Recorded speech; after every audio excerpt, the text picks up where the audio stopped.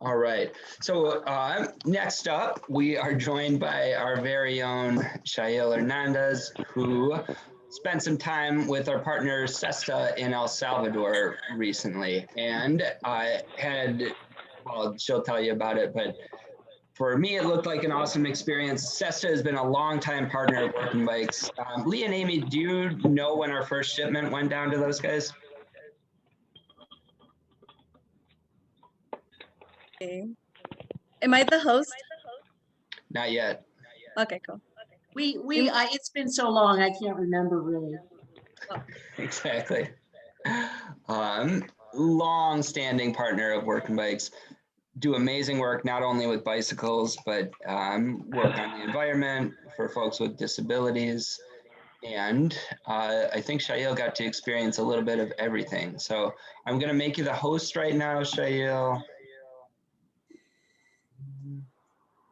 Awesome. I'm gonna go ahead and just start muting some people here and there. If for some reason you can't hear me, just go like this, or can't hear you, and I'll be happy to repeat myself. My connection might be a little funky, but first of all, it's gonna be kind of tough following after Roshana here.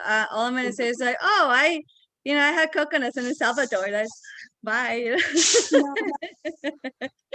Roshana, it's amazing the work that you're doing, because a lot of it reminded me of everything that they're doing in El Salvador as well. That I was like, feel the need, the connection, the love, the passion for it. The youth are in there. So thank you so much for doing that, because I see the value in it. I definitely see like the growth in it and the investment coming back. So keep me in mind. I definitely want to ride bicycles with those kids. So let me just share a quick slideshow. Before we begin, I thank you so much, Working Bikes, Trevor, board members, everyone. Thank you so much for the opportunity. I knew our work was in depth. Like we did a lot, like just giving a bicycle did a lot. But to the extent that I got to see it and how it trickled down to somebody who just needed a flat repair in the remote areas of El Salvador, and how mechanics can just do it for free because we give them those parts. It was amazing to see. And the pride that the mechanics will take to be like, I'm helping him get to work, like, thank you so much for that. So I'll be really quick. Please feel free to interrupt me whenever you see, like a real or anything. I'll be more than happy.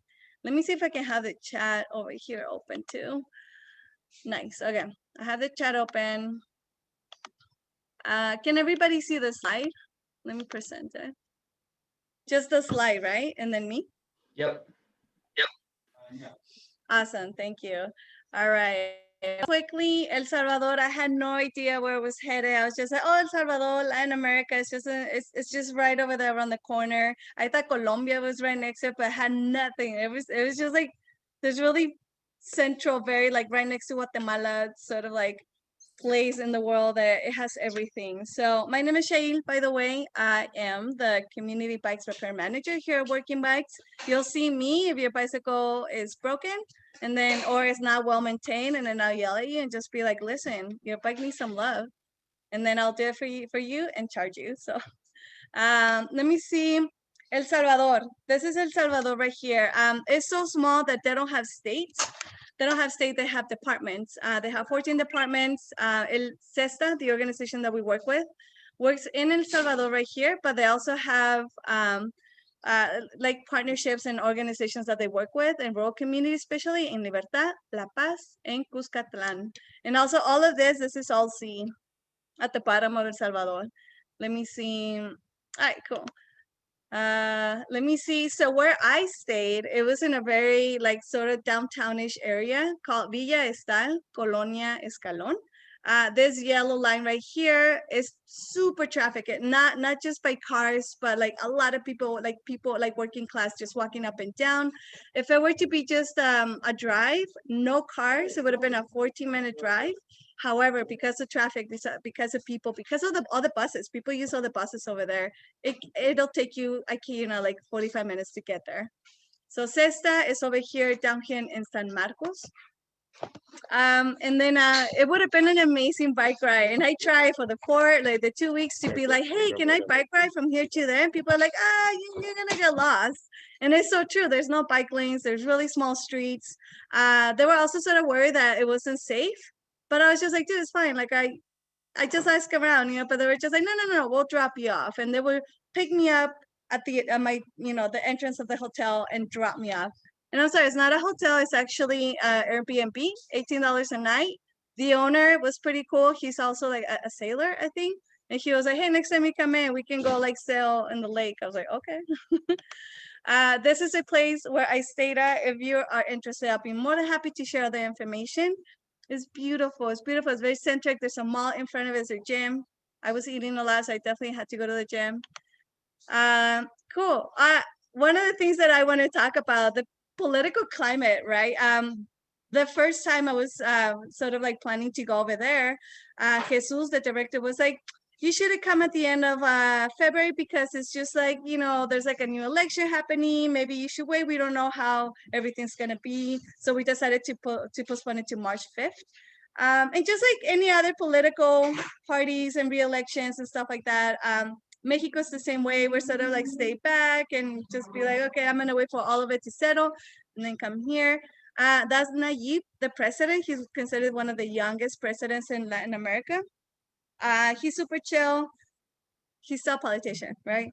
I don't know much about him, but one of the things that blew my mind is I'm used to like converting my dollars to pesos. And I was like, great, I'm going to be like super rich by the time I get to El Salvador, right? I'm going to convert colones and get like money back, more money back. But that was not the case. Actually, I think 2012, that's when they made like the final change of like just using dollars. So everything's in dollars. It might be a little bit cheaper, like a meal over there is $6. Whereas here it'll be like $12.50, but you still pay in dollars. So that was kind of weird.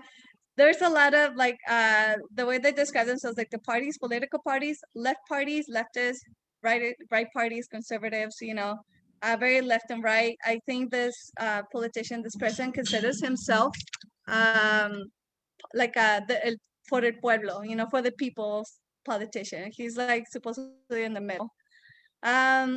We were gonna have a women's bike ride for Women's Month in March 8th.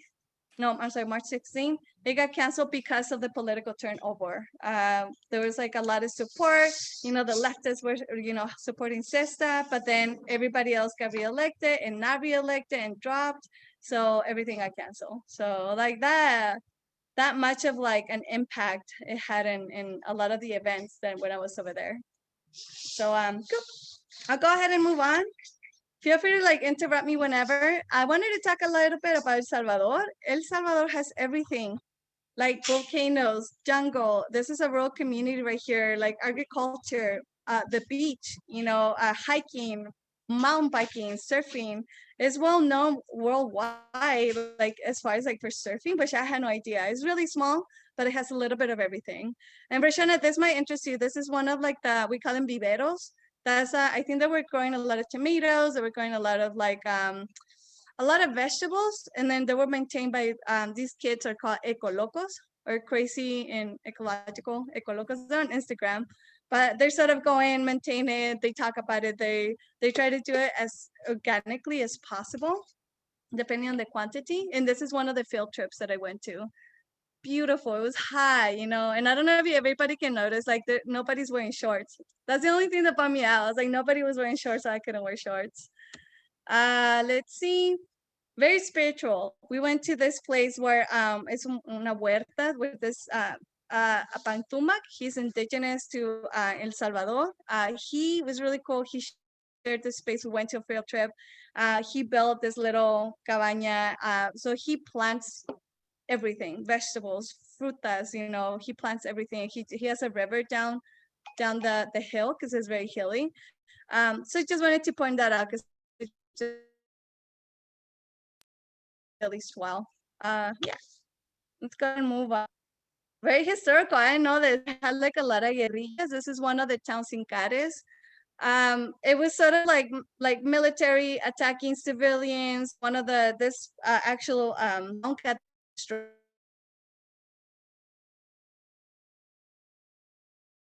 by it, by the whole, and because I'm not used to that, like civilians fighting the government. I was just like, well, who won? And there was no right answer. So I still don't know who won, but there's the history of it. There's a lot of people that are still trying to rebuild these historical towns. Very, very beautiful. Awesome. Look at that. Look at those bicycles on the beach. You can get fresh fish just like walking down the street and you just like get it. So everything, they have everything. And these are on different days, but from rural, from like really hot to like just the beach in front of you. So thought it was amazing. And bicycles everywhere, especially in So rural people- community.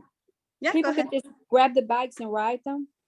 Yeah, especially in smaller towns, people would just like ride them. Like I feel like they would just know each other, that they just like, oh, just leave it there, like I know who you are. So because people, when I would show pictures of my bike that was locked up, is like, oh, you locked your bicycle? Like, why is that? No. But if you're in the city, definitely like in the city, you're not, in the city, you don't leave it outside unlocked. This is more like in rural communities, smaller towns. Okay, Beautiful. great. Beautiful. Thank you. Let's see. Any questions, preguntas so far? Thank you.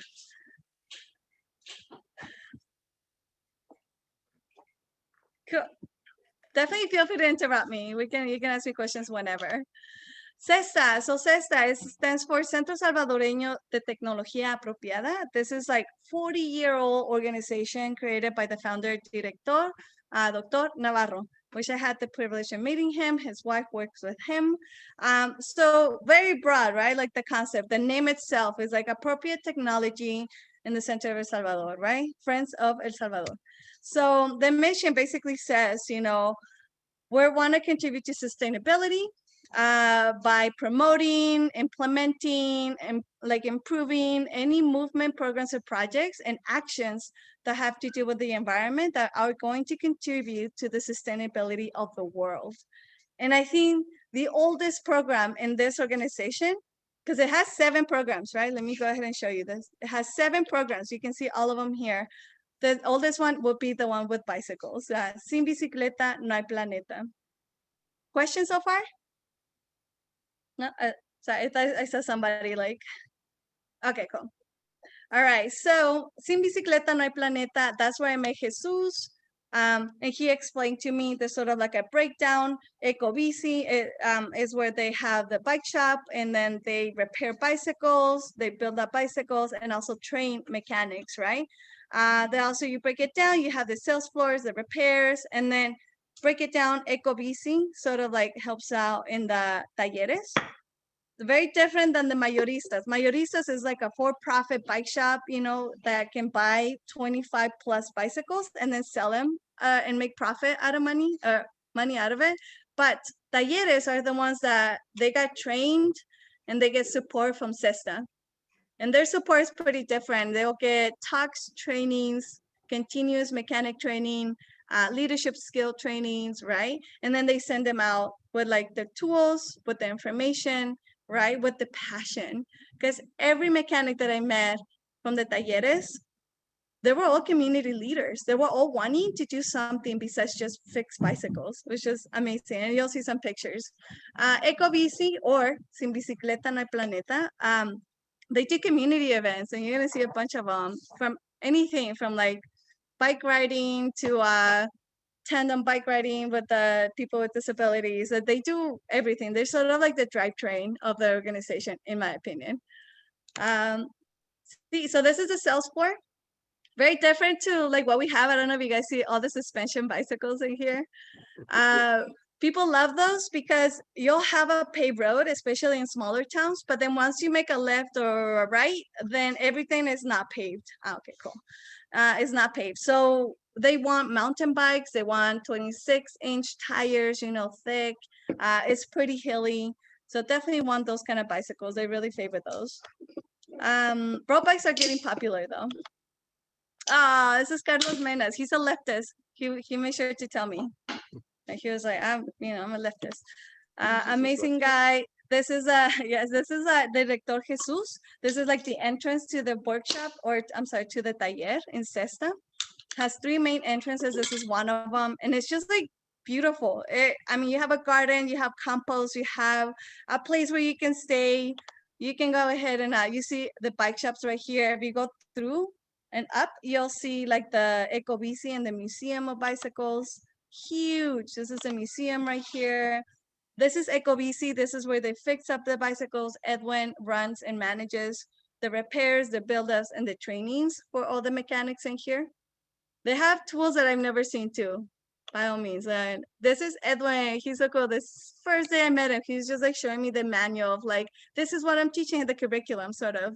This is what I give my mechanics. This is what I tell them they need to learn, you know.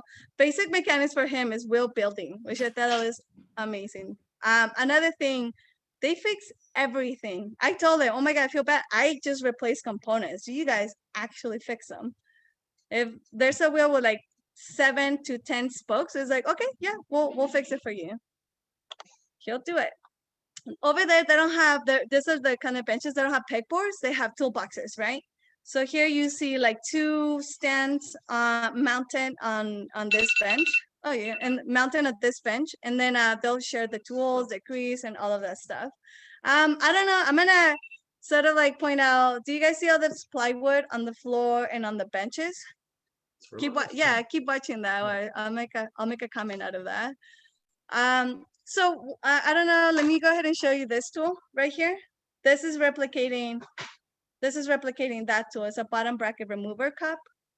So because they don't have it, they went ahead and had it made, which I thought was impressive. Cool. Look, more plywood. This is the sales floor. This is where Christian works, and then behind me, where I take the picture, is the sales floor. Let's see, this is where they have all the bike components, and it looks like our bike shop is like only he knows where everything is. I went in and I was like, I can't I can't go. I can't fit. Oh man, this is like their lunch break. They eat, play soccer, hang out. This is Ruth about to kick a ball right here in the goalie. She's like Arcadia right here. She works in the sales floor. And this is like, look at this youth. Those are our training to be mechanics. Man, he gave me a coconut. That was pretty impressive. I was like, oh, I get a coconut, such a treat. So passing the compost on the left side, you'll go upstairs, and that's when they have the rest of the programs, and that's when you can go ahead and have lunch. Beautiful. They have it outside in a backyard. It's just like green. Everything's green. And look at the ceiling and the cubicles right here. This is where the administrative section is. I saw a lot of plywood. Sorry, it's a lot of plywood. Can you guys guess where this plywood is coming from? Phil?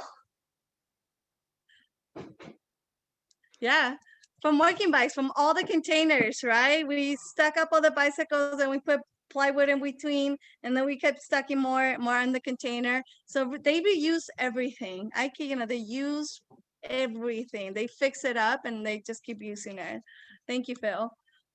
This is Carolina. We went to a bike ride. We picked up a lot of trash on the side road. We like rode our bikes. This is a smaller town in the outskirts of El Salvador. I had the privilege to donate to, like, she won a bicycle in the raffle, and I had the privilege to like give her that bicycle. And I was like, hey, we donated this. My organization donated this. And she's like, cool, I don't have a bike.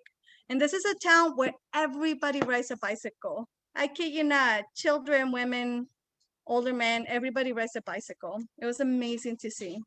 And they're like these kind of bicycles right here, 26-inch suspension. This is another bike ride. This is a super casual, regular bike ride on a Sunday, and over 50 people showed up, which I thought that was amazing. And bikers like this, they were pretty intense. You have to know your bike riding skills because it's pretty hilly, potholes everywhere. People are riding past. Traffic, there's no bike lane, so traffic will still go right next to you. But they're still doing this so they can promote visibility on bicyclists. That's me in the news. I was introduced as a promoter of bicycles worldwide, and I was like, sure, I'll take it. Oh my God, this is Veronica. This is on the last bike ride where we use tandems, so we can go ahead and just promote bicycles mobility for everyone. So she's blind, so I was pretty much doing all the steering and bike riding, and then she was in the back telling me, because this is my first time on a tandem, single speed coaster brake, my new, And not only that, like, she was just so like, don't worry, mija, keep going, just keep doing, go faster. Like she wanted to go so fast, and I was like, no, like hold on. But she wrote that this was the first event that she ever been to, and this is the first time she's ever been on a bicycle. It was such a privilege, such an honor. This is me trying to be balanced, right? And we had to like communicate constantly. But we rode in front of the administration of transportation, and she went in with a couple of people on wheelchairs, just demanding, the rights, reminding them like, hey, you need to like give us access. We don't have any access. It was amazing to see. Right? Did you These are the have- two mechanics. Yeah. That motorcycle there, was that a police escort or just happened to be in the picture? It was a police escort. For this one, we did have a whole lane to ourselves. And it was talking about visibility. People were honking the whole time. Yeah, it was a short ride, but people were honking. Do you have another question? Awesome. Please, more questions. The more the better. But yeah, this one we definitely took the lane. This is Josue and David. These are directors of Ecobici. Look at how young they are. They do everything, you guys. You tell them load up this, they'll do it. Unload this, they'll do it. No complaints. Hi, Stephanie. Stephanie, this is her bike shop. The bicycles that we donate and we give to CESTA. CESTA trained her for her to become a mechanic. Her story is pretty sad. Trying like because of violence in El Salvador, she lost her husband. Her kid was 2. She needed to do something, so she was able to become a mechanic with the help of CESTA, the tools, the frames, the parts that we gave her. And this is years back, and look at her now. We sort of like, when I talked to her, I'm like, I think she's going to become the mayor of the town because she's just wanting to do a cyclovia. She wants lanes. She wants all kinds of things. And she's an amazing mechanic. So Stephanie is one of the examples of CESTA's talleres. This is one of the talleres in here. One thing that I want to acknowledge is that all the mechanics, like again, all the mechanics, you'll see pictures, they all are doing something additional besides, just mechanicking. We have Eduardo. Eduardo, starting very little, doesn't have any mobilities, is disabled. He doesn't have a lot of mobilities on his hands. He just had a stroke, but he's fixing bicycles. You give him his bicycle, they'll fix it. This is Mauricio, also a person with disability. He built up this cargo. As you can see, he's showing off. Very proud, right? Like very proud to like, what he's doing. Like that's the background. That's his bike shop as well. See, this is Carolina and these are her kids. Also bike mechanicking. I think she finished her training when Santiago was about to be born. And that's how she makes a living. And she'll tell me, like, people call me at 6 in the morning, I get up and fix their bikes because I know they're going to work. I don't tell them no. So those are the kind of mechanics that we're helping out. This is Teresa, Maria Antonia, and Flor. Edwin is teaching them how to go ahead and straighten this frame. I love the age difference, right? They're just like Maria Antonieta is like almost 80. And she's like, I'll do a wheel, she'll do it. And these are all the mechanics from the smaller talleres. One thing that I was very impressed is that CESTA, when they get all the bicycles that we donate, he'll tell the mayoristas, the ones that make the money, it's like, just go ahead and wait. Let me go ahead and tell the talleres first. They get the first pick. They get to pick all the bicycles that they want to take or can afford. Sometimes because they don't have a lot of money, like Carolina or Eduardo, they'll take one bike, they'll take 2. And then try to resell it, build it up or resell it, right? And that's how they make the money. But like, that's me in the middle. Oh, they're so cool. And they keep calling me and they say, hey, we come over. I'll show you El Salvador. I'll take you to the beach, Questions so far? What was that? Just to show you, some of the bikes are really cool bikes. This is nothing. I found so many. But everything gets reused. Everything gets like built up. This is a panadero from the city. So they're trying to build bike lanes around people that actually ride bicycles to sell bread. So love it. Let me see. Cool. I think that's it for now. Yeah, that was the last slide. Any questions, comments, complaints?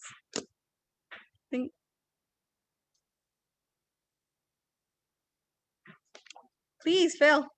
What do you think what do you think are some of the greater achievements of your trip. What were some of the key things you think you did there, whether helping them in actually fixing bikes or learning how they operate?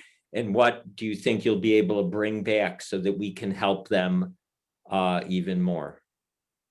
Thank you. Great question. I think the connection that I made with them, it was just very deep. Honestly, if I go back and I bring any of you, you're going to be welcome and safe and just, just taken in as part of like, they were just so generous and beautiful people. And I think what it did to, in my opinion, I think it just made me realize like there's a need, right? And I think that having that constant communication, like I know they need vices, especially for Edwin, his hands, because I saw it, he couldn't really hold bicycles or bike parts or anything like that. So using vices, sending complex tools, and Jesus just said, just send more bicycles. That's what he did. Like keep sending bicycles, just keep doing what you do. Like it's such an amazing help. Yeah, thank you for that question. Yeah, and we don't need to discuss it much now, but it would be good to get. We are going to ship to CESTA in just a few weeks. How is that going to change now that you're back and you're in their corner? We're looking to you to really make that difference. Yeah, no, and I really appreciate it. I want to be essential when it comes to that. Definitely I've been reaching out to Jesus, and then he's like, hey, I know one of the mechanics at this small bike shop needs this, and let me see if I can find it. If not this, put this container, the next one, right? Or amount of bicycles, types of bicycles. I know that they're wanting to do more promotion with people with disabilities and people who cannot ride bicycles because they're blind, so they want more tandems. And then later on, they want to sell those tandems. So we definitely want to send them more tandems, And I think in my opinion, I would just be like, maybe we'll send you like parts for you to like do a couple of adjustments, like maybe add a free wheel to the tandem instead of just a coaster brake, right? Things like that, like very detailed information. And then constant too. I definitely wanted to be constant. And then take So, take all of you. this was actually beautiful. I love the intergenerational pictures that you saw with all of the families and just all the age groups working together, and the creativity that they have with taking the plywood, wow, and building up rooms. And I think that was just amazing that they were able to use everything. The smiling faces of the two men that were, disabled, just being able to work. This is so rewarding to just see, and just seeing the smiles and the people being happy. And looks like you were having an amazing time. And thank you for sharing. This is just, this is heartwarming. Yeah, please. And Rashona, let me share this with you too. I'll be more than happy to for you and I plan something when you and I go. And then, because remember, this is a 40-year organization that's been doing environmental and agriculture support for that long. Imagine going over there, learning a little bit about it, and then bringing it back, Sure. I mean, I love the picture. I was looking at those young people in that garden area, and just imagine if I can get in that greenhouse, right? I was that was just beautiful. It's like, let me in. I would love to go in there and see that. It's amazing. I visited Costa Rica maybe about 3 years ago, and it's just kind of like the same. Everybody's unified, making sure that everything was taken care of. And it's like we take care of the environment, we take care of one another, and we're all going to be well. And that spirit of unity is what you see, what I love to get us to wrap around here in America, that we can just be unified in every community and to be one big family. Thank you for sharing. This is beautiful. My God, thank you. And let's keep talking. If you need a vacation with a purpose, I got you. Gotcha. Yes, that'd be great. We'll talk. Yes. Yeah, for real. Thank you. Mm-hmm. Any questions, comments, complaints? Take it to El Salvador. Thank you so much again. Hi, it's Jerome. I'll ask a question. Can you give us some idea about the status of the organization in the broader community and culture? Are they seen as hippie eco people? Are they seen as grassroots people? It seems like they have some kind of clout with the government. Do they have, where are they in the spectrum of stuff? Oh my God, such a great question. I feel like they know Dr. Navarro for such a long time that they respect him. They know what they're doing, but also they sort of like see the organization like, oh, bicycles? Oh, you guys teach people how to like do agriculture in the city? So it's like this like constant like I know you who you are and also like I don't know who you are. And because they do so much work, they're involved in so many organizations, like on the women's forum too. They were just like very present because the wife also is also very involved. It's just like they're they are known in a political level because they're constantly telling politicians, legislators, hey, they're always advocating for bike lanes, advocating for things that are going to help the environment, right? They're always advocating for visibility. So I feel like there's some, like I've heard like either or, like some politicians were like, oh yeah, I'll help you. You need police officers? Take them. But other politicians just being like, we're busy, we're trying to bring tourism, over. So it seemed like very 50-50. But I know one thing for sure. Dr. Navarro is very respected in all areas, right? And the organization itself too. So great question.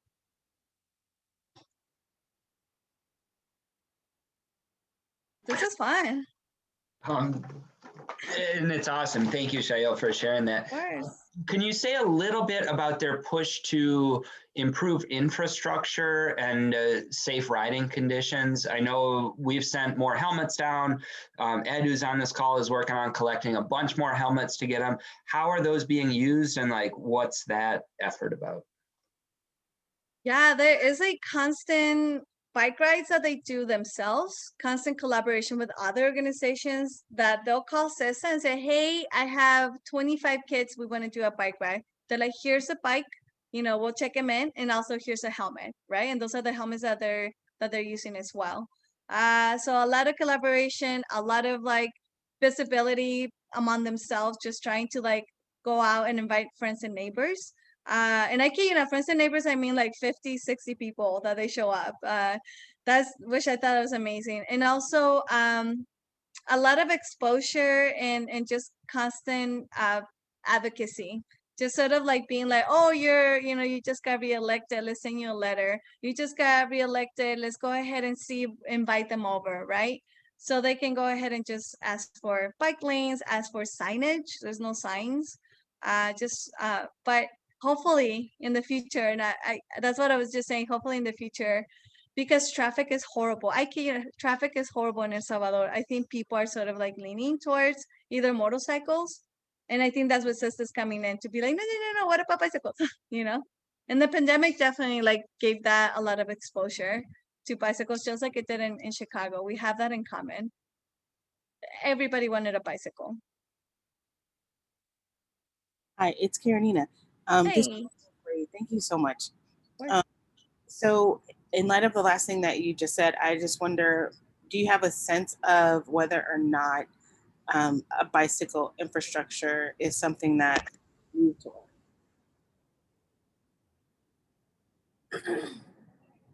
I'm so sorry, you cut off a little bit. I guess I'm wondering, and I don't know if this is even the right question, but if considering all that you just said, do you like with people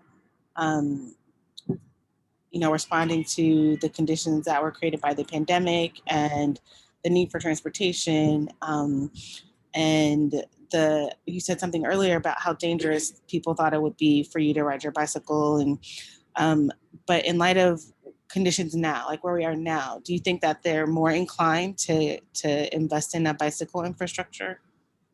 It's a great question. In parts of the more touristy areas of El Salvador, yes. Just because they're like more open. They're just and when I say more open, it's just like more of like a freeway style, and also connects to the beach. The government right now, my understanding was that they're investing a lot of money for a project called Surf City. So they're just sort of like the whole coast of El Salvador. They're trying to promote it to surfing and attract more tourism. Again, you pay in dollars, so it's a little bit pricey. And then sort of like implementing changing the signage, or I'm sorry, changing the lanes, making them a little bit wider, and then adding the bike lanes. Still no signage. Still, a lot of people don't feel super comfortable. I feel like people are sort of starting to get into like, oh, you can bike ride for fun, for leisure. And you see a couple of bikes here and there, but it's not consistent, which is unfortunate. Like a lot of people ride bicycles already in El Salvador. It's just that, you know, they don't have assigned bike lanes. They don't have what they needed the most. Like I remember seeing when I was riding my bike and picking up, you know, trash on the side of the road in one of the projects, there was no bike lanes. We had to share with really big semis, which is a little bit tricky. So unfortunately, like they're not, they know, like CESTA knows to promote and to like really keep talking and advocating for bike lanes and signage, and but it's just going all to like, it just really seemed like it's all going to like touristic areas of El Salvador. That's what I saw. I had a quick question. Please. Thank you for the great information. It sounded like a wonderful trip. I wanted to know if you've found any indication of other bike nonprofits there, and what role do they play? It's a great question. Actually, I did not see like nonprofit open community bike shops that I'm used to. I have seen those in parts of Mexico where I'm just like passing by, and then bicycle like advocacy is involved. But here, I just saw cars and regular bike shops, you know. And I think that if you talk about like nonprofit and like not like super hard way, like it will be the talleres in a way, right? They're just really just sort of like helping each other out, collaborating, and just catering to the community. But yeah, I didn't see any other bike shops like that. Another reason to go back. I was wondering if you saw any like bicycle rental agencies for tourism. I know a lot of countries and places use our bikes to like promote local tourism and not-for-profits in their regions. Do they have any of that kind of stuff going on? Actually, no, I didn't. I think I would see more of that in the touristic, like on the beaches on the coast of El Salvador. I just honestly, the people who I saw bike riding most of the time was people like in the working class, just getting to work or coming to work. So there were just yeah, I didn't see any tourism. I have heard like some of the clásicas, which is like our older bike Schwinns, you know, that we donate. I've heard like there are bike shops that they do sort of like sell them to tourism, or but it just seemed more like a business rather than like a consistent thing. Yeah, I have a feeling there's a bike shop out there and by the beaches too that rent them, but I didn't see it. Yeah, I mean, if they're trying to build up like a surfer tourism zone, it wouldn't hurt to have a bunch of beach cruisers for rent that could be run by CESTA graduates or something. Totally. That place where I was staying, I was trying to like sell them bicycles from CESTA and just be like, just so you know. Oh, there's a cyclovia right next to it too. So I was like, you will benefit. Yeah, I was thinking of cruisers too. So I had one more question. Please. How many staff do they employ, and do you have a sense for the number of volunteers, or do they even have those opportunities? That's a great question. It was a really big organization, heavy in staff. Like I counted like over 25 and some of 25 people in staff. Yeah, and some of them were sort of like partnering and then like being there temporarily and then moving. I did meet like throughout the whole time like 2 or 3 volunteers, but they were like interns. In Mexico we have, in El Salvador too, apparently, like when you're like in high school, you have to take community service. So there was a few of those, right? Yeah, like very young, and they get to like do a little bit of service and then they're done. I saw 3 people doing internships, you know. And then sort of like what I did see on a regular basis was like the bike riders that would just come in and just bike ride on a Sunday. So those were pretty consistent. Okay. Yeah. Not a lot of volunteers. I was like, what? So along those lines, the people who come into San Marcos and stay in the barracks there to receive mechanic training. Do you know if they're paid for that time?